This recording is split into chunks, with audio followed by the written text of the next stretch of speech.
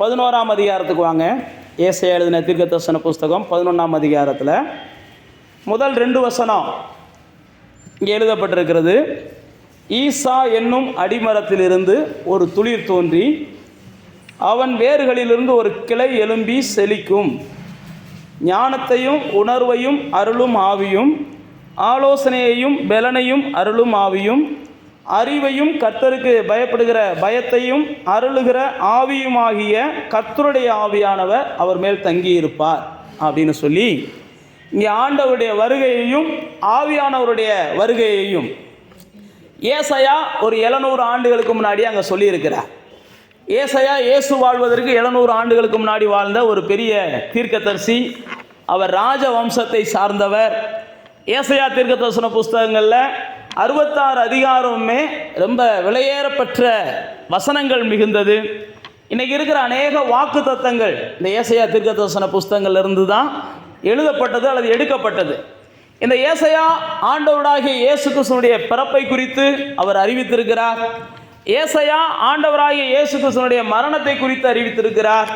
இயேசு உயிரோடு கூட எழும்புவதை குறித்தும், இயேசு திரும்ப வருவதை குறித்தும், 1000 வருட அரசாட்சியை குறித்தும், புதிய வானம் புதிய பூமியை குறித்தும், எல்லாவற்றை குறித்தும் ஏசாயா தீர்க்கதரிசி என்ன செஞ்சிருக்கிறார்னா அந்த 66 புஸ்தகங்களில் அவர் வெளிப்படுத்தி இருக்கிறார். நீங்கள் 66 புஸ்தகங்களை வாசிச்சிங்கனாலே நிறுத்த முடியாமல் வாசிக்கக்கூடிய ஒரு புஸ்தகம் ஏசாயா தீர்க்கதரிசன புஸ்தகம்.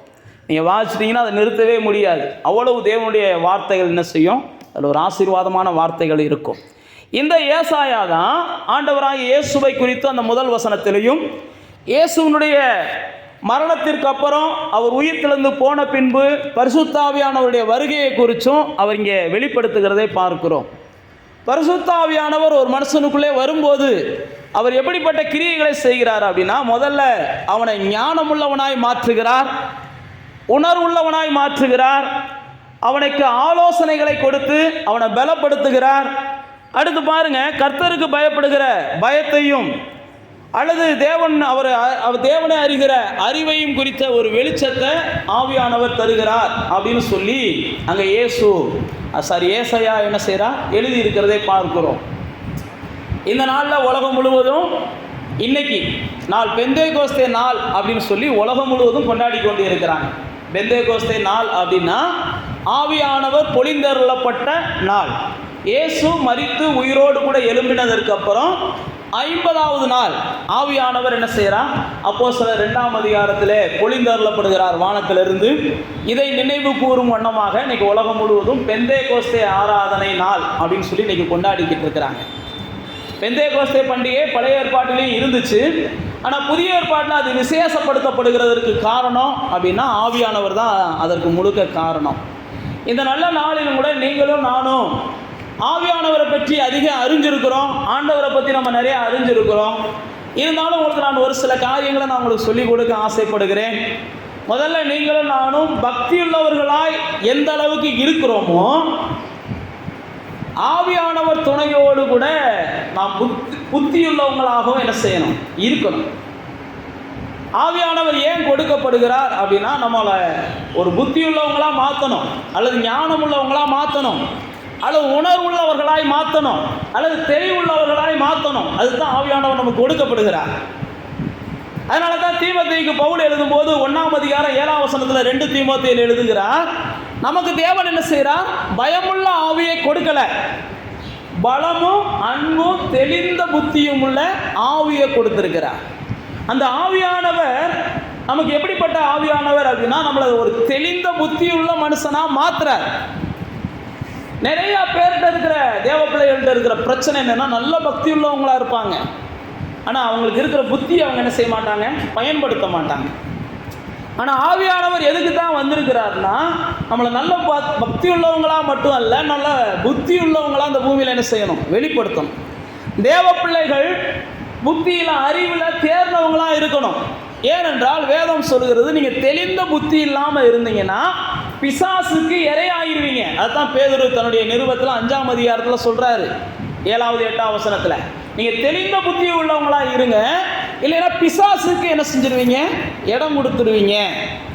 அப்போ தேவனுடைய பிள்ளைகளே, நமக்கு ஆவியானவர் எனத்துக்காக வந்திருக்கிறார்னா நம்முடைய பக்தியையும் அவர் நினைக்கிறான்.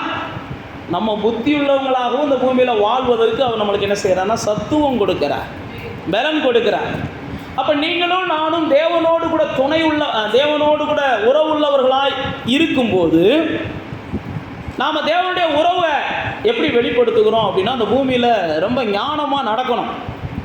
தேவ பிள்ளைகளை போல ஞானமாக நடக்கிறவங்க யாரும் இல்லை அப்படின்னு பேர் வாங்கணும். எதையுமே முன்னக்கூடியே நிதானிக்கணும். நாளைக்கு நடக்க போகிறத நம்ம நிதானிக்கணும். நாம் பேசுகிற வார்த்தையினுடைய பின் விளைவுகளை நம்ம நிதானிக்கணும். இதெல்லாம் தேவ பிள்ளைகளுக்கு தேவன் கொடுத்துருக்க கிருபை. தேவன் கொடுத்துருக்கிறார், நம்ம தான் பயன்படுத்த மாட்டேன்றோம். தேவன் நமக்கு கொடுத்துருக்கிறார்.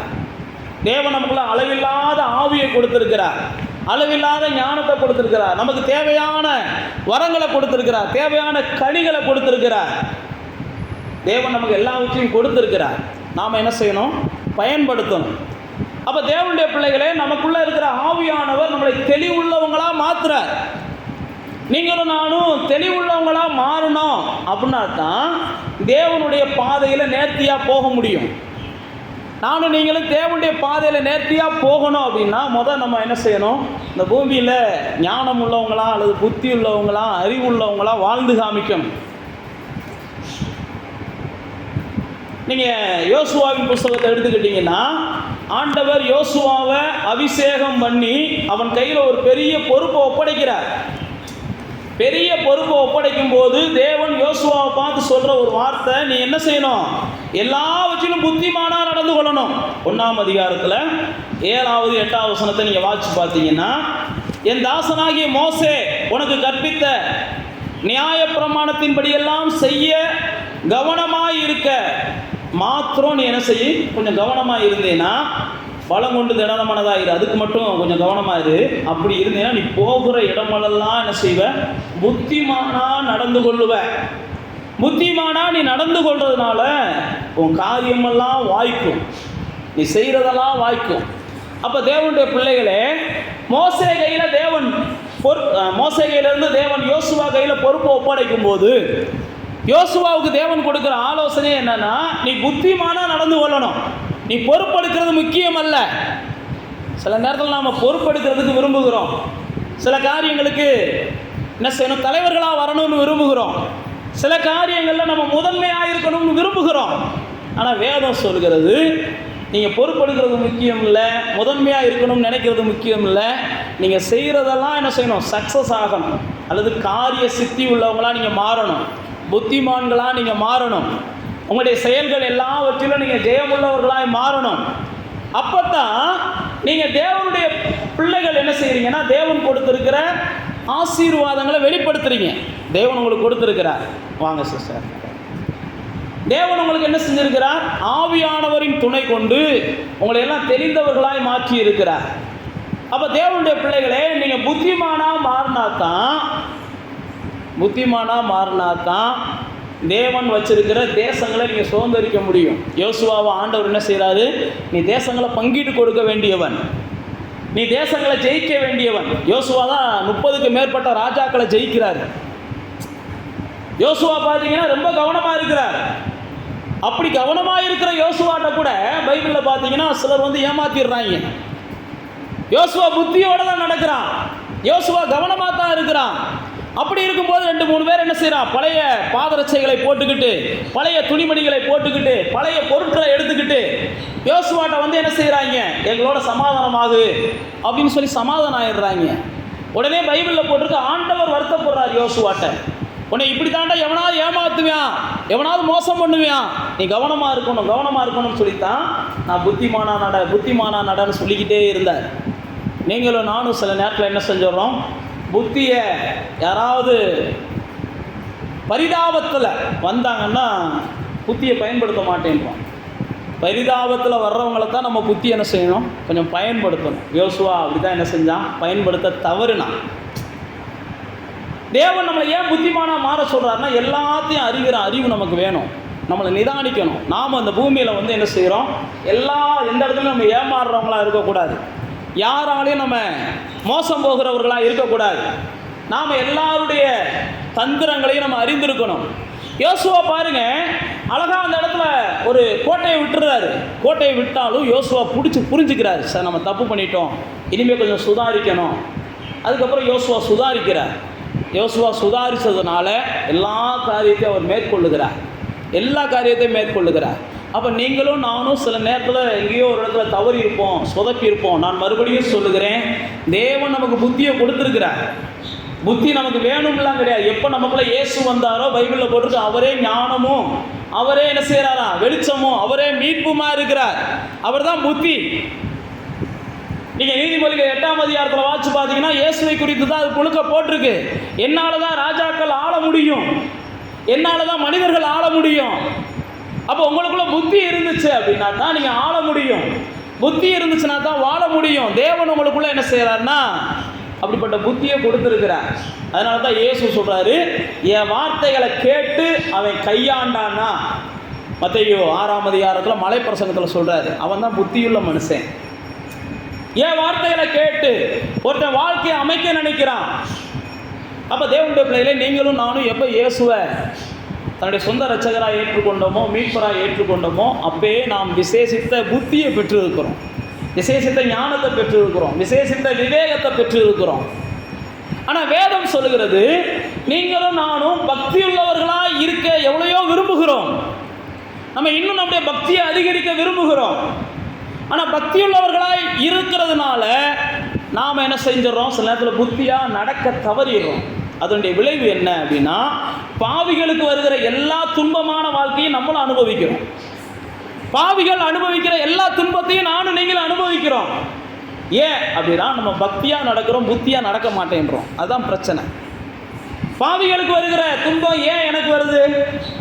நான் ஒரு நீதிமானுடைய சந்ததியாக மாறிட்டேன். அதனால தான் நீ பிரசங்கில ஆவியானவர் எழுதி வச்சிருக்கிறாரு, பேதைகளுக்கும் பாவிகளுக்கும் ஒரே தண்டனை வருமா. பாவிகளுக்கு வருகிற தண்டனையை பேதை நெடுக போய் என்ன செய்வானா, இவன் போய் தண்டிக்கப்படுவானா. இவன் பாவியெல்லாம் கிடையாது, இவனுக்கு இருக்கிற புத்தியை அவன் பயன்படுத்தலை. அதனால தான் நீதிமொழிகள் முழுவதும் நீங்கள் வாட்சி பார்த்தீங்கன்னா புத்தியை குறித்து அதிகமாக எழுதப்பட்டிருக்கோம், ஞானத்தை குறித்து அதிகமாக எழுதப்பட்டிருக்கோம், அறிவை குறித்து அதிகமாக எழுதப்பட்டிருக்கோம், விவேகத்தை குறித்து அதிகமாக எழுதப்பட்டிருக்கோம். நீங்கள் நீதிமொழிகளை மாத்திரம் வாட்சி பாருங்களேன், பைபிளில் போட்டிருக்கு, புத்தியை உடையவன். நீங்கள் புத்தியை பயன்படுத்தணும்னு நினச்சிங்கன்னா உங்களுக்குள்ள நீடிய சாந்த அவசியம். நீடிய சாந்தத்தை எந்த அளவுக்கு நீங்கள் விரும்புகிறீங்களோ அந்த அளவுக்கு உங்கள்கிட்ட இருக்கிற புத்தி வெளிப்படும். கடும் கோபி, பைபிள் அப்படி தான் போட்டிருக்கு, முட்கோபி, அவங்கெல்லாம் புத்தியீனமான செயல்களை செய்வாங்க. அப்போ நீங்களும் நானும் பக்தி உள்ளவங்களாக இருக்கிறோம். பல நேரத்தில் என்ன செஞ்சிடறோம், புத்தி தேவன் கொடுத்துருக்கிற புத்தியை பயன்படுத்த தவறுகிறதுனால தான் நம்ம வேதனைகளை பெருக பண்ணுகிறோம், சண்டைகளை பெருக பண்ணுகிறோம், சமாதானமற்ற சூழ்நிலைகளை பெருக பண்ணுகிறோம், எல்லா இடங்கள்லையும் நமக்கு இருக்கிற ஐக்கியத்தை கெடுக்கிறோம். வேதம் சொல்கிறது இதெல்லாம் நம்ம தவிர்க்கணும். நாமெல்லாம் எப்படிப்பட்ட பிள்ளைகள்னா, நம்மளை சுற்றிலும் எப்பயுமே சமாதானத்தை உருவாக்குகிற பிள்ளைகள். பைபிள் அப்படி தான் போட்டிருக்கு, முடிஞ்ச அளவுக்கு நீங்கள் எல்லாரோடும் என்ன செய்யுங்க, சமாதானமாக இருக்க நாடுங்கள், எல்லாரோடும் சமாதானமாக இருக்க நாடுங்க. பாருங்க, யோசுவாவை ஆவியானவர் சொல்கிறாரு, நீ புத்தியாக நடந்துக்கோ. அப்போ கர்த்தர் உங்கள் கூட இருக்கும்போதே நீங்கள் புத்திமானாக நடப்பீங்க. நீங்கள் கர்த்தரோடு இருக்கும்போது நீங்கள் புத்திமானாக நடப்பீங்க. நீங்கள் வேத புத்தகத்தில் 1 சாமுவேல் 18ஆம் அதிகாரத்துக்கு வந்தீங்கன்னா அங்கே தாவீதை குறித்து ஆவியானவர் எழுதி வச்சிருக்கிறார். 1 சாமுவேல் 18ஆம் அதிகாரத்தில் அங்கே தாவீதுக்கும் சவுலுக்கும் மனஸ்தாபம் ஏற்பட்டு விடுகிறது. சவுல் மனஸ்தாபத்தை ஏற்படுத்தலை, தாவீது தான் தாவீது மனஸ்தாபத்தை ஏற்படுத்தலை, சவுல் தான் என்ன செய்கிறாரு, தாவீது மேலே மனஸ்தாபத்தை உருவாக்கிக்கிறார். சில நேரத்தில் தேவ பிள்ளைகள் நம்ம வாழ்க்கையில் இதெல்லாம் நடக்கும். நாம் யாருடைய மனஸ்தாபத்தை என்ன செய்யணும், யார் மேலே நமக்கு மனஸ்தாபம் இருக்காது. ஆனால் தேவையில்லாமல் யார் பேச்சையோ கேட்டுக்கிட்டு நம்ம மேலே அநேகர் மனஸ்தாபப்படுவாங்க. இங்கே சவுளுடைய வாழ்க்கையில் அதுதான் நடந்துச்சு. தாவீதுக்கும் சவுலுக்கும் எந்த பிரச்சனையும் இல்லை. தாவீதை சவுல் அதிகமாக நேசிச்சான். நீங்கள் வேதத்தில் வாட்சி பார்த்தீங்கன்னா தாவீதை சவுலுடைய மகன் யோனத்தான் அதிகமாக நேசிச்சார். இன்னும் ஒருபடி மேலே போய் வாட்சி பார்த்தீங்கன்னா தாவீதை சவுலுடைய பிள்ளைகள், பொம்பளை பிள்ளையை நேசிச்சாங்க, விரும்பினாங்க. இதெல்லாம் வேதத்தில் எழுதப்பட்டிருக்கு. அந்த அளவுக்கு விருப்பம் உள்ள ஒரு குடும்பத்தில் திடீர்னு ஒரு பகை வருகிறது, திடீர்னு விரோதம் வருகிறது, திடீர்னு மனஸ்தாபங்கள் வருகிறது, தேவையில்லாத பிரச்சனைகள் உருவாகிறது. நான் மறுபடியும் சொல்லுகிறேன், அதற்கு ஒரே ஆள் தான் காரணமாக இருக்கிறார்.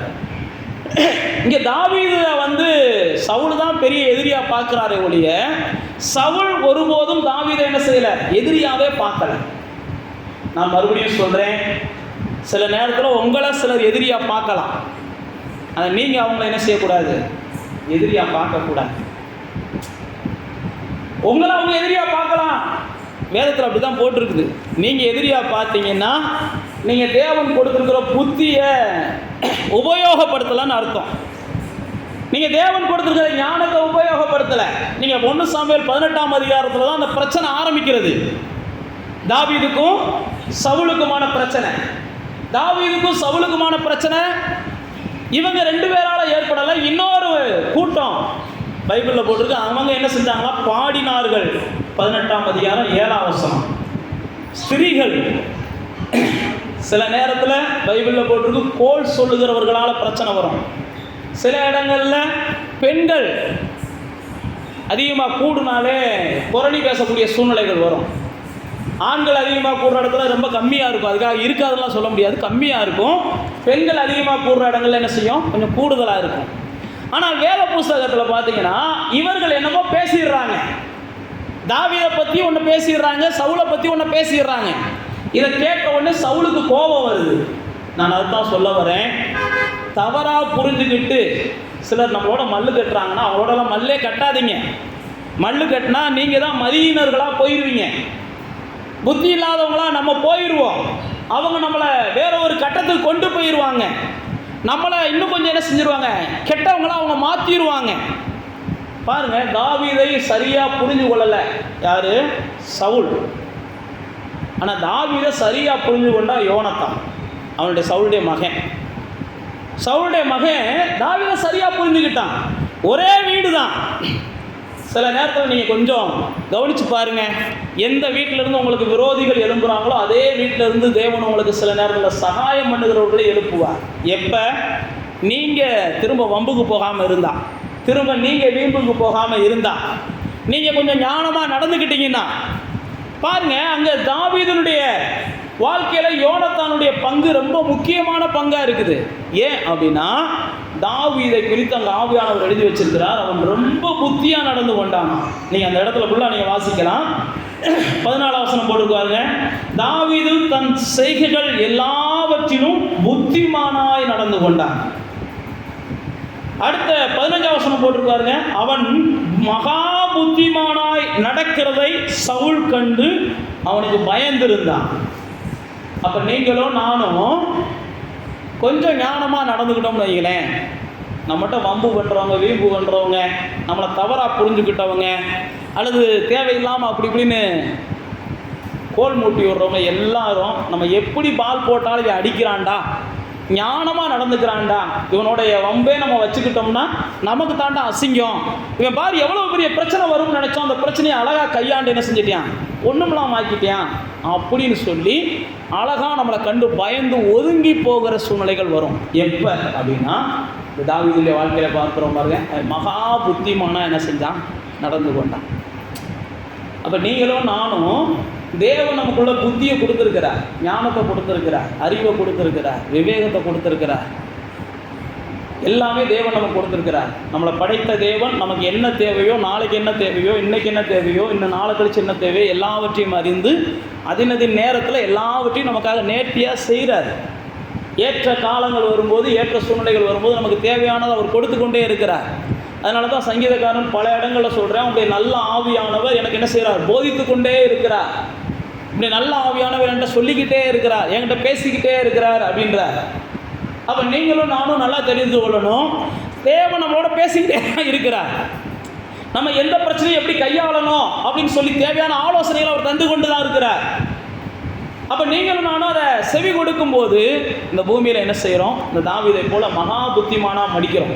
நீங்கள் இந்த 18ஆம் அதிகாரத்தை முடிக்கும்போது பார்த்தீங்கன்னா அதையும் ஆவியானவர் அங்கே அழகாக எழுதி வச்சிருக்கிறார். அவன் போகிற இடங்களெல்லாம் புத்திமானாக நடந்துக்கிட்டதுனால அவனுக்கு பேரும் புகழும் உண்டாச்சுன்னு 30ஆம் வசனத்தை முடிக்கிறார். பெலிஸ்தியருடைய பிரபுக்கள் புறப்படுகிற போதெல்லாம் தாவீது சவுலுடைய ஊழியக்காரர் எல்லாரை பார்க்கணும் புத்திமானாய் நடந்து கொண்டார், அவன் பேர் மிகவும் கனம் பெற்றது அப்படின்னு ஆவியானவர் எழுதி வச்சிருக்கிறார்.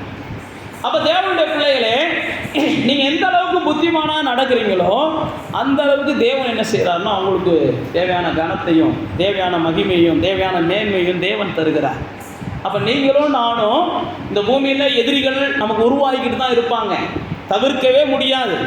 நீங்க எவ்வளவுதான் பொறுத்து போனாலும், எவ்வளவுதான் சகிச்சு போனாலும், எவ்வளவுதான் அனுசரித்து போனாலும், வீட்டை விட்டு வெளியே வராமல் நீங்கள் பூட்டிக்கிட்டே இருந்தாலும் 2 பேர் நம்மளை பற்றி ஏதாவது பேசிக்கிட்டு தான் இருப்பாங்க, நம்மளை காயப்படுத்துகிற மாதிரி பேசத்தான் செய்வாங்க. ஆனால் வேதம் சொல்கிறது இது எல்லாவற்றிலும் நீங்களும் நானும் என்ன செய்யணும், புத்திமானாக நடந்துக்கிட்டோம். அதனால தான் நான் மறுபடியும் சொல்லுகிறேன், தேவ பிள்ளைகள் நமக்கு ரொம்ப அவசியம். நம்மளை சுற்றிலும் இருக்கிற உலக கண்கள் பார்க்குது, நம்மளை எப்படா வழி கொடுப்பான்னு பிசாசு தேடிக்கொண்டு இருக்கிறான். அதனால தான் பேதுரு சொல்றாரு, தெளிந்த புத்தி உள்ளவங்களா இருங்க, வகை தேடிக்கொண்டு இருக்கிறான் பிசாசு, யாரை விழுங்கலாமோ என்று வகை தேடிக்கொண்டு இருக்கிறார். அதனால தான் சங்கீதக்காரனாகிய தாவீது சொல்லும்போது 27வது சங்கீதத்தில் சொல்றான், என்னை பட்சிக்க அவர்கள் நெருங்குகையில் அவர்கள் இடறி விழுகிறார்கள். அப்போ நீங்களும் நானும் ஒரு நிச்சயம் இருக்கணும், நீங்கள் கவனம் உள்ளவங்களாக நடக்கணும். நீங்கள் கொஞ்சமாவது என்ன செய்யணும், தேவனுடைய ஆலோசனையை பெற்று போகும்போது உங்களுடைய எதிரிகள் எல்லாம் இடறி விழுகிறதை நீங்கள் பார்ப்பீங்க. ஏசாயா சொல்லும்போது சொல்கிறாரு, நீங்கள் அவங்களை தேடினாலும் காணாமல் இருப்பீர்கள். உங்களை பாடுபடுத்துகிறவங்க சில நேரத்தில் பார்த்தீங்கன்னா பறந்து போயிடுவாங்க, எங்கே இருக்கிறாங்கன்னே உங்களுக்கு தெரியாது. ஏன் அப்படின்னு நான் உங்களுக்கு சொல்கிறேன்னா, நாம் தேவனோடு எந்த அளவுக்கு பக்தி உள்ளவங்களாக இருக்கிறோமோ அதே போல் அந்த உலகத்தில் மனிதர்களோடு புத்தி உள்ளவங்களாக நம்ம வாழ்ந்து காமிக்கணும்.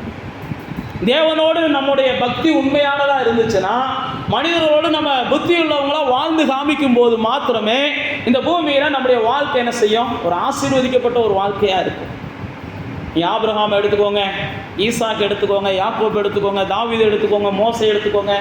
அவங்க எல்லாம் தங்களுடைய பக்தியை எந்த அளவுக்கு வெளிப்படுத்தினார்களோ அந்த அளவுக்கு புத்தியவும் என்ன செஞ்சாங்க, வெளிப்படுத்தினாங்க. பக்தியை வெளிப்படுத்தினவர்கள் புத்தியை வெளிப்படுத்துகிறாங்க. ஆபிரகாம் சொல்கிறான், எப்பா நம்ம இந்த இடத்துக்கு போகிறோம், உன்னையால் எனக்கு ஏதாவது பிரச்சனை வந்துடக்கூடாது, நீ இந்த இடத்துல வந்து என்ன செய்ய, உன்னுடைய சகோதரன்னு சொல்லிக்கும். பைபிள் அப்படி தான் போட்டிருக்கு. பிரச்சனை முன்னக்கூடியே வந்துடக்கூடாது, உன்னால் பிரச்சனை வந்துடக்கூடாது, இவங்களால பிரச்சனை வந்துடக்கூடாது. அப்போ தேவனுடைய பிள்ளைகள் பிரச்சனைகள் வருவதற்கு முன்பாகவே அதை தடுப்பதற்கும் அதை தவிர்ப்பதற்கும் தேவனுடைய புத்தியை பயன்படுத்தணும். தாவீதை கொண்டு போய் ஒரு பெலிஸ்திய ராஜாட்ட நிப்பாட்டிடுறாங்க. பெலிஸ்திய ராஜா தாவீதை கொலை செய்வதற்கு துணிகிறான். பைபிளில் போட்டிருக்கு, அந்த ராஜாவுக்கு முன்னாடி போன உடனே தாவீது பைத்தியக்காரன் போல நடிக்க ஆரம்பிச்சிட்டான். சில நேரத்தில் நீங்கள் ஆவியானவருடைய சத்தத்தை கேட்டிங்கன்னா அந்த நேரத்தில் என்ன செய்யும், உங்களை பைத்தியக்காரன் போல கூட மற்றவங்க என்னாலும் பரவாயில்லை அப்படின்னு பொறுமையாக போக வேண்டியிருக்கும். நான் மறுபடியும் சொல்லுகிறேன், அதனால தான் அந்த இடத்துல தாவீது என்ன செஞ்சானா, உயிர் தப்பினான். இல்லைன்னா தாவீது அந்த இடத்துல உயிர் தப்பியிருக்க முடியாது. அப்போ நீங்களும் நானும் சில நேரத்தில் என்ன செய்யணும், எந்த இடத்துல கொஞ்சம் இறங்கி போகணுமோ அந்த இடத்துல இறங்கி போகணும், எந்த இடத்துல ஏறி நிற்கணுமோ அந்த இடத்துல ஏறி நிற்கணும். அதனால தான் நான் மறுபடியும் சொல்கிறேன், நாம் தேவனோடு பழகுகிறது எந்த அளவுக்கு சமாதானமான வாழ்க்கையை தருகிறதோ அதே போல் மனிதனோடு நாம் புத்தியாக நடக்கணும். அதனால தான் பேதுரு சொல்கிறாரு, நீங்கள் என்ன செய்யுங்க, மனைவியானவள் பலவீனமான பாண்டமாக இருக்கிறபடினால கொஞ்சம் விவேகமாக என்ன செய்யுங்க, நடந்துக்கோங்க. அப்போ தான் அவங்க ஜெபத்துக்கு தடை இல்லாமல் இருக்கும் அப்படின்றார். உங்களுடைய ஜெபத்துக்கு தடை இல்லாமல் இருக்கும். குடும்ப வாழ்க்கையில் ரொம்ப விவேகம் அவசியம். நீதிமொழிகளில் சொல்லுவாருங்க, புத்தியுள்ள ஸ்திரீ தான் வீட்டை என்ன செய்கிறாங்க, கட்டுகிறாங்க. தேவன் கட்டுகிறதுக்கு யாரை பயன்படுத்துறாருன்னா பெரும்பாலும் புத்தி உள்ளவங்களை தான் பயன்படுத்துகிறார். புத்தி உள்ளவங்க தான் கட்ட முடியும்னு ஆண்டவருக்கு தெரியும். ஆண்டவர் பெண்கள் மேலே அப்படிப்பட்ட பெரிய கிருபைகளை வச்சிருக்கிறார். ஒரு குடும்பம் விழுகுது அப்படின்னா பைபிள் பிரகாரம் அந்த குடும்பம் விழுகிறதுக்கு பெண்கள் தான் காரணம். ஒரு குடும்பத்தில் ஆசீர்வாதம் இல்லை அப்படின்னா பைபிள் பிரகாரம் அதுக்கு ஆண்கள் தான் காரணம். ஆசீர்வாதம் இல்லைன்னா நான் சொல்கிறது அன்றாட தேவைகள் சந்திக்கப்படலை. ஏன்னா எபேசியர் 5ஆம் அதிகாரத்தில் வாசிச்சு பார்த்தீங்கன்னா, கிறிஸ்துவானவர் எப்படி திருச்சபையை போஷிக்கிறாரோ அதே போல் ஒவ்வொரு புருஷனும் தன்னுடைய குடும்பத்தை என்ன செய்யணும், போஷிக்கணும் அப்படின்னு ஆவியானவர் எழுதி வச்சிருக்கிறார். ஒரு குடும்பத்தினுடைய அன்றாட தேவைகள் சந்திக்கப்பட மாட்டேங்குதுன்னா அதில் ஆண்கள் எங்கேயோ ஒரு இடத்துல என்ன செய்கிறாங்க, ஞானமாக நடக்க தவறுகிறார்கள் அப்படின்னு அர்த்தம். ஒரு குடும்பத்தில் ஒரு ஒரு கட்டுக்கோப்பு இருக்க மாட்டேங்குது, குடும்பத்தில் ஒரு சமாதானம் இருக்க மாட்டேங்குதுன்னா அதில் பெண்களுடைய பங்கு தான் நிறையா இருக்குது. நான் மறுபடியும் சொல்லுகிறேன், குடும்பத்தை கட்டுகிற வேலையை தேவன் என்ன செய்கிறார்? பெண்கள் கையில் தான் கொடுத்துருக்கிறார். அப்போ புத்தி உள்ளவங்களா நீங்களும் நானும் மாறும்போது தான் நம்முடைய குடும்பத்தை கட்ட முடியும். குடும்பத்தை கட்டினா தான் நம்முடைய பிள்ளைகள் ஆசீர்வாதமாக அந்த பூமியில் என்ன செய்வாங்க? இருப்பாங்க. நீங்களும் நானும் சில நேரத்தில் பாருங்கள், ஆவியானவர் பிலிப்புவை பார்த்து சொல்கிறாரு, நீ போய் என்ன செஞ்சுக்கோ, அந்த மந்திரியோட போய் சேர்ந்துக்கோன்றார். அந்த மந்திரி அப்போஸ்தலர் 8ஆம் அதிகாரத்தில் நீங்கள் வாட்சி பார்த்தீங்கன்னா அந்த மந்திரியோட போய் சேர்ந்துக்கோன்றார். அப்போ ஆவியானவர் சத்தத்தை கேட்ட உடனே பிலிப்பு அந்த மந்திரியோட போய் சேர்ந்துக்கிறார்.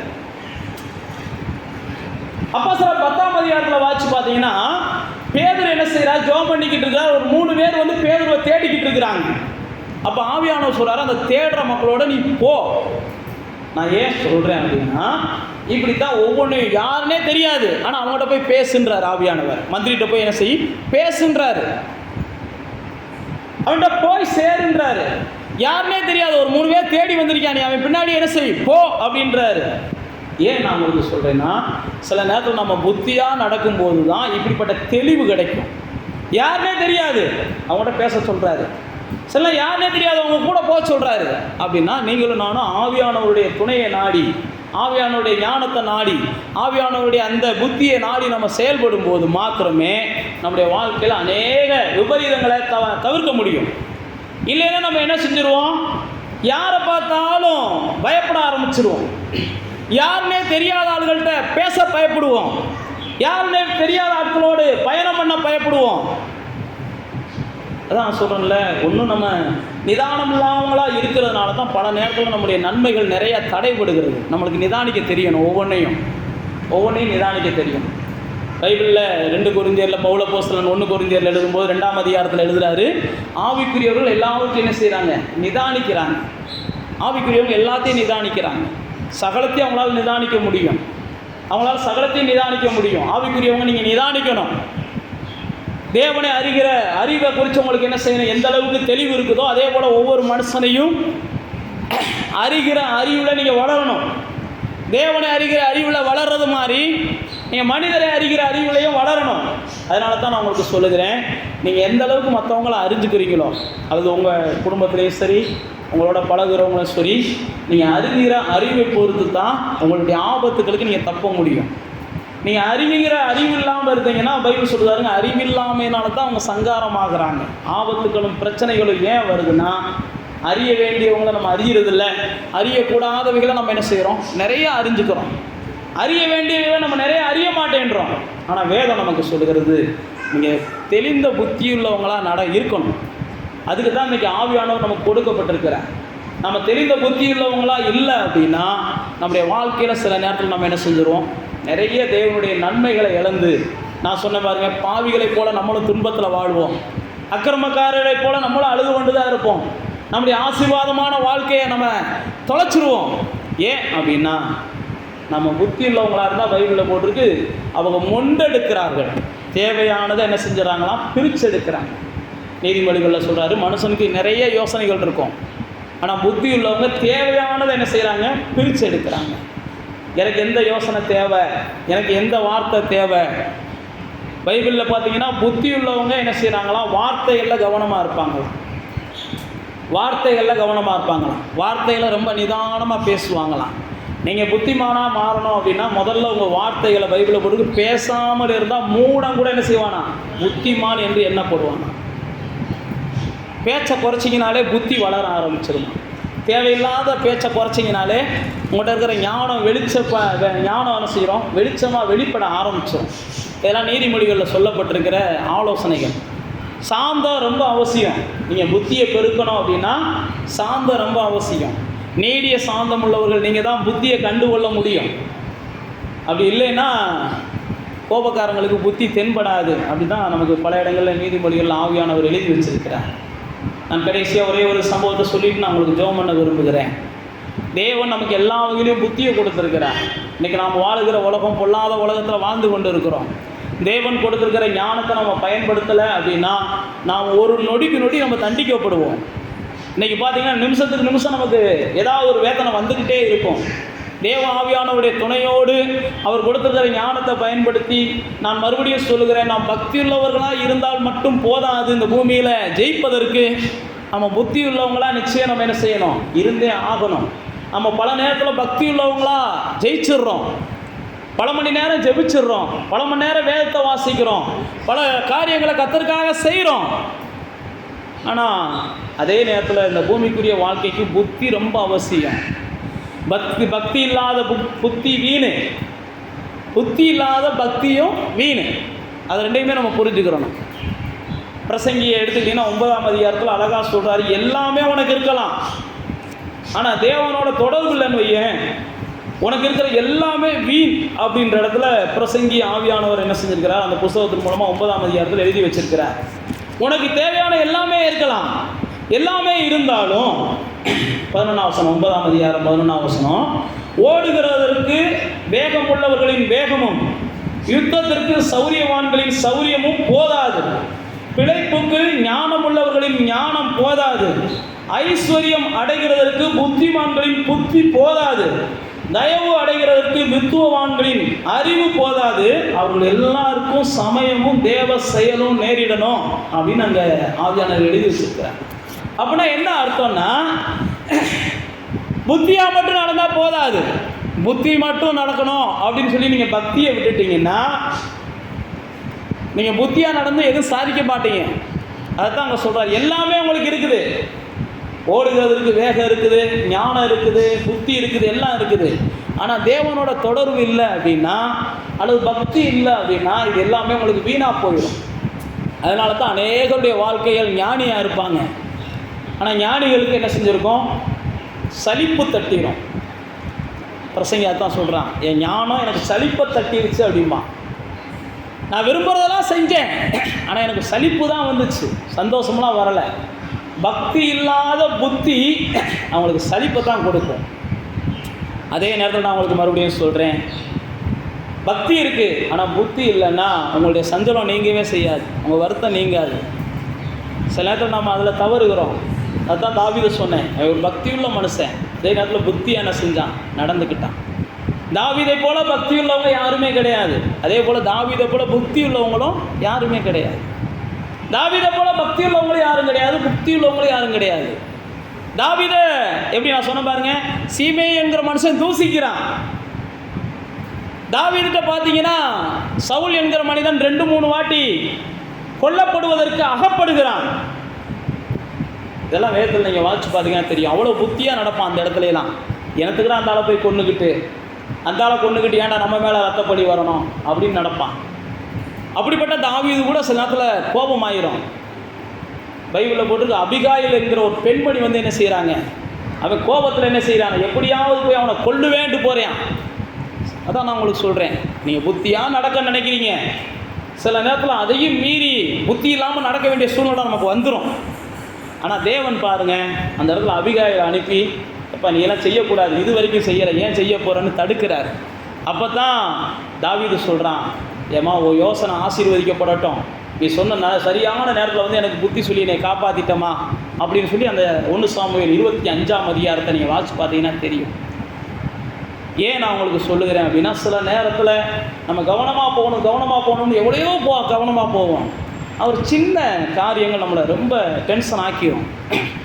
ஆனால் ஆவியானவர் தேவன் நமக்கு ரொம்ப நல்லவராக இருக்கிறதுனால, சரி டென்ஷனாக விரும்பாத பிள்ளை டென்ஷன் ஆயிடுச்சு, இதை எப்படியாவது சரி பண்ணுவோம்னு அவர் சரி பண்ணிடுறார்.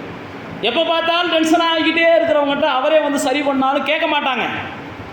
இந்த பாருங்க, நீங்கள் நல்லா பாருங்கள், சீமே என்கிற மனுஷன் தூத்திக்கிட்டு இருக்கிறான். தாவீதோடு இருக்கிறவங்க சொல்கிறாங்க வெட்டி போட்டுருவோம்ட்டு.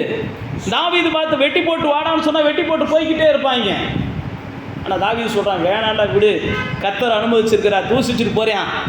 இவன் தூசிக்கிறத பார்த்தாவது ஒரு நாள் அவர் என்ன செய்யட்டும், எனக்கு இறக்கம் செய்யட்டும், தூசிடான், நல்லா தூசிடான்றியான். நான் மறுபடியும் சொல்கிறேன், சில நேரத்தில் சில திட்டும்போது நல்லா திட்டுங்கடான்ட்டு விடுங்க, கர்த்தர் பாருங்க அதில் ஒரு பெரிய நன்மை உங்களுக்கு செய்வார். நீயா திட்டுன்னு சில நேரத்தில் இறங்கி போகும்போது தான் உங்களுக்கு வர வேண்டிய நன்மையும் சமாதானமும் கெட்டு போகுது.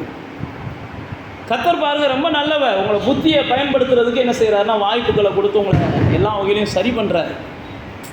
அப்போ பாருங்கள், நீங்களும் நானும் பக்தியை அதிகமாக வெளிப்படுத்திட்டு சில நேரத்தில் புத்தியை வெளிப்படுத்தாதனால தான் நாம் அந்த உலகத்தில் பாவிகளைப் போல எல்லா வகையிலையும் பாதிக்கப்படுறோம். தேவ பிள்ளைகளுடைய குடும்பங்களை பார்க்குறோம், தேவ பிள்ளைகளுடைய பிள்ளைகளை பார்க்குறோம். அவங்களாம் எப்படியோ வாழ்வாங்கன்னு நம்ம கனவு காண்றோம். கொஞ்ச நாள் கழித்து பார்த்தோம்னா அவங்கள போல தான் வாழ்ந்துட்டு போயிடுறாங்க, உலகத்தாரை போல வாழ்ந்துட்டு போயிடுறாங்க. அதுக்கு ஒரே ஒரு காரணம், நான் உங்களுக்கு மறுபடியும் சொல்கிறது அதே தான். பெற்றோர்கள் நல்ல பக்தி உள்ளவங்க, ஆனால் புத்தி இல்லாத சில காரியங்களை செஞ்சு என்ன செஞ்சிடறாங்க, குடும்பத்தையே ஒன்றும் இல்லாமல் பண்ணிடுறாங்க. பிரசங்கி சொல்கிறார், சொற்ப மதியினம் ஒரு மனுஷனுடைய வாழ்க்கையை என்ன செஞ்சிருமா, நார வச்சிருமா. சொற்ப மதியினம் போதும் அப்படின்றார். ரொம்பலாம் வேணாம், கொஞ்சம் மதியினம். சவுலோட வாழ்க்கை தொலைஞ்சதுக்கு அவனுடைய புத்தியீனமான செயல்கள் தான் காரணம் அப்படின்னு ஆவியானவர் எழுதி வச்சிருக்கிறார். அப்போ நீங்களும் நானும் இந்த நாளில் என்ன செய்வோம், எந்த அளவுக்கு பக்தி மேலே வாஞ்சையாக இருக்கிறோமோ அதே போல் இந்த பூமியில் புக்தி மேலேயும் வாஞ்சையாக இருப்போம். ஆவியானவர் நம்மளை பலப்படுத்துவார். அப்படியே கண்களை மூடி தேவ சமூகத்துக்கு நேராக கடந்து வாங்க. ஆவியானவர் நமக்கு எத்தனையோ ஆசீர்வாதங்களை அவர் தருகிறார்.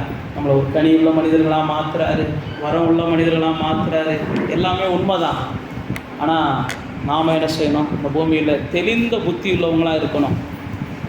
அதுக்கு தான் ஆவியானவர் நமக்குள்ளே வாசம் பண்ணி கொண்டு இருக்கிறார். நம்ம வலதுபுறம் இடதுபுறம் சாயும் போதெல்லாம் நம்முடைய வாழ்க்கையில் அவர் வழிகாட்டிக்கிட்டே இருக்கிறார். நமக்கு ஒரு உணர்வுள்ள இருதயத்தை தர்றாரு. கல்லாக இருக்கிற இருதயத்தை எடுத்துட்டு சதையான இருதயத்தை அவரால் தர முடியும். ஆவியானவர் அசைவாடும் போது உலர்ந்த எலும்புகள் உயிரடையும். உங்கள் வாழ்க்கையில் ஆவியானவர் இருக்கிறதுனால தான் நீங்கள் இயேசுவை ஆண்டவரே என்று கூப்பிட முடிகிறது. ஆவியானவர் இருக்கிறார். அந்த ஆவியானவருடைய அபிஷேகத்தையும் ஆவியானவருடைய வல்லமையை நீங்கள் வெளிப்படுத்தணும். அதனால தான் நான் மறுபடியும் சொல்லுகிறேன், நீங்கள் இந்த பூமியில் புத்தியாக வாழுங்க. நீங்கள் புத்தியாக வாழ்ந்தால் தான் அந்த பூமியில் ஒரு ஜெயமுள்ள வாழ்க்கை வாழ முடியும். தானியேலை பாருங்கள், அவனுடைய நாட்களெல்லாம் ஜெயமுள்ளதாக இருந்துச்சுன்னு வேதம் எழுதியிருக்குது. தானியேல் 6ஆம் அதிகாரம் 23ஆம் வசனத்தில் ஆவியானவர் எழுதி வச்சிருக்கிறார்.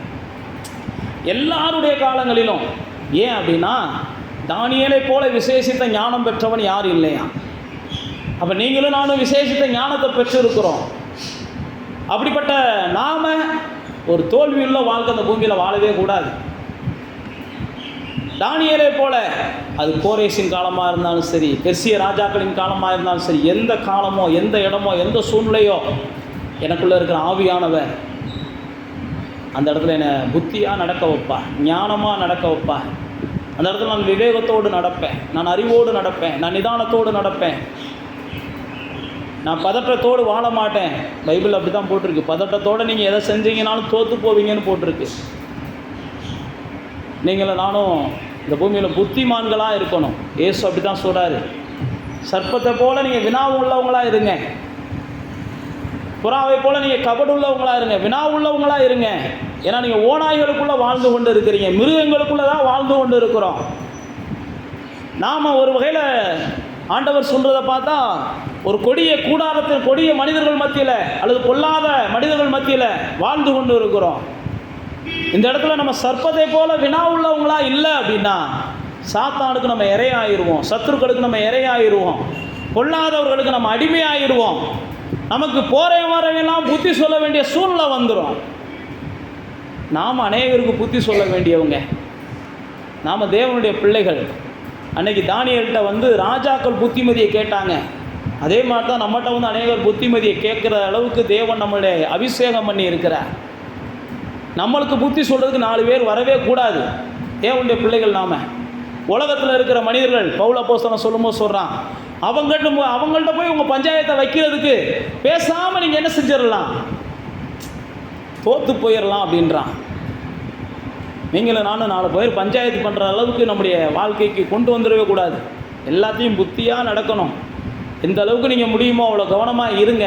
மீதி ஆவியானவர் பார்த்துக்குருவார், தேவன் பார்த்துக்குருவார். அதையும் மீறி போகுதான் அபிகாயிலை அனுப்புனதே போல் ஏதாவது ஒரு தேவ மனுஷன் உங்களுக்காக அனுப்புவார். பொறுமையாக இருங்க. இந்த நாள் முதற்கொண்டு தீர்மானிங்க, நான் எந்த சூழ்நிலையும் யாரையும் பஞ்சாயத்தை கூப்பிட மாட்டேன்னு சொல்லி தீர்மானிங்க. என் நியாயத்தை நான் போய் யார்ட்டையும் சொல்லி எனக்கு நியாயம் கிடைக்கணும்னு சொல்லி நான் போராட மாட்டேன்னு சொல்லுங்கள். நான் என்னுடைய தேவன் கொடுத்துருக்கிற ஞானத்தை கொண்டு எல்லாத்தையும் நான் சரி செய்வேன்னு சொல்லுங்கள். தேவன் எனக்கு கொடுத்துருக்கிற புத்தியை கொண்டு நான் சரி செய்வேன்னு சொல்லுங்கள். தேவன் எனக்கு கொடுத்துருக்கிற விவேகத்தை கொண்டு நான் சரி செய்வேன்னு சொல்லுங்கள். உங்களால் முடியும். தேவ ஆவியானவர் உங்களுக்கு துணை செய்வார். நீங்கள் தெரிந்த புத்தி உள்ளவங்களாம் அந்த பூமியில் இருக்கணும்னு தேவன் விரும்புகிறார். பிதாவே, நம்முடைய பிள்ளைகளாகிய நாங்கள்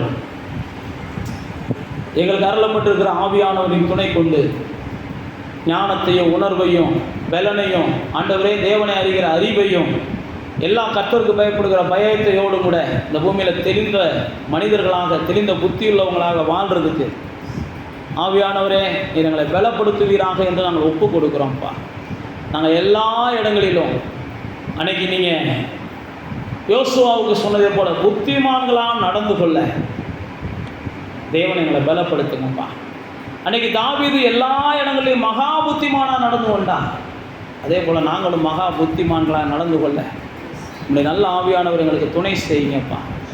ஆண்டவரே, எந்த ஒரு புத்தியினமான மதியினமான எந்த ஒரு செயல்களுக்கும் நாங்கள் இடம் கொடாதபடிக்கு இருக்க எங்களுக்கு துணை செய்கிற ஆவியானவர் எங்களுக்கு உதவி செய்ய வேண்டும் என்று நாங்கள் ஒப்பு கொடுக்குறோம்ப்பா. சொற்ப மதியினம் எங்களுடைய வாழ்க்கையை நார பண்ணிடும்ன்ற மாதிரி நாங்கள் எந்த ஒரு மதியினமான செயல்களுக்கும் நாங்கள் துணிஞ்சு இறங்காத அளவுக்கு ஆவியானவரே நீர் எங்களுக்கு துணை செய்வீராக என்று நாங்கள் ஒப்பு கொடுக்குறோம்ப்பா.